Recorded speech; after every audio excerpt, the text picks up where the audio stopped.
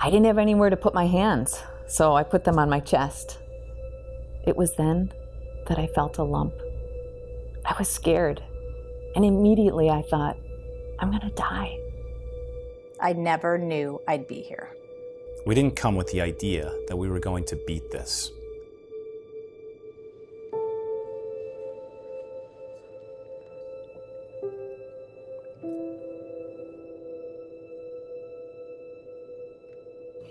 And do you want me to look here, look there, both, either? So I'm reading this and delivering it here.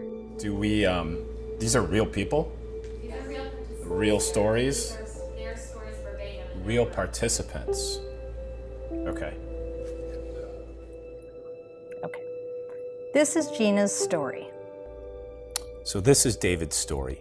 This is Jeff's story. This is Allie's story. I went to the doctor because I was having pain in my upper back and some numbness under my arm. He noticed I had fluid on my lung. One night I had a bloody nose in the middle of the night.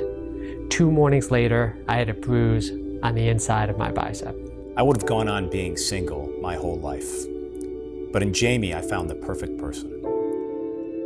Jamie was diagnosed with a very rare form of angiosarcoma. The average life expectancy is 5 months. Before I went under for my biopsy, I asked, when I wake up from surgery, will you know immediately if I have cancer? He said yes, and when I woke up, he just nodded.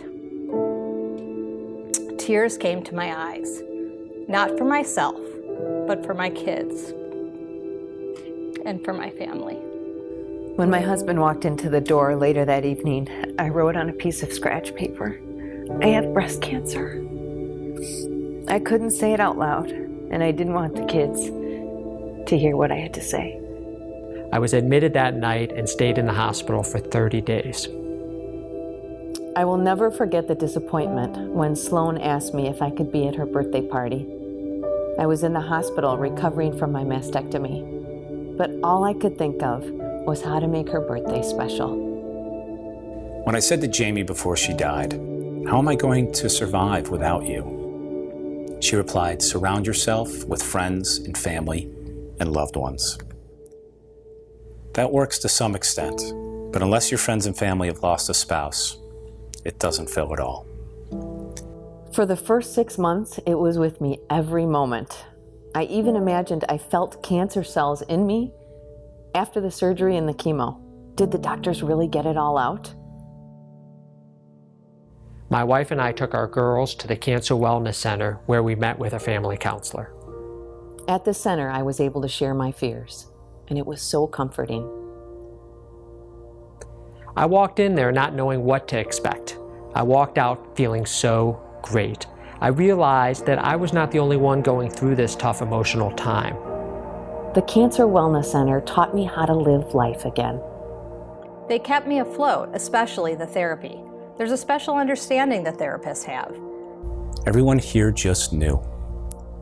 My wife could take a yoga class because the teacher knew her limitations. When you come here and use the services in whatever way, it connects you to other possibilities. They give you different ideas and resources. The Cancer Wellness Center is more than just a place. It's a home. It's much more than a building helping people with cancer.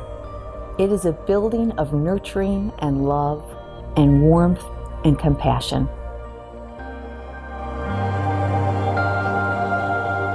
That was David's story. That was Allie's story. Gina's story. Jeff's story. Cancer is slated to become the leading cause of death in the coming decade. With 1 in 2 men and 1 in 3 women suffering from the disease at some point in their lives.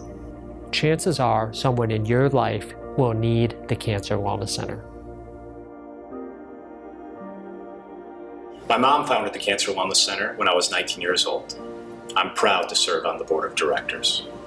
Over 20 years ago, I came with my mom to the Cancer Wellness Center. She's a survivor. I'm a survivor and a past participant at the Cancer Wellness Center, and I help the Cancer Wellness Center in any way I can. My wife and I know how important the center is, as she was a participant, and today I serve as the chairman of the board of directors. My mom died of cancer, and I've devoted the last year to raising funds for the Cancer Wellness Center.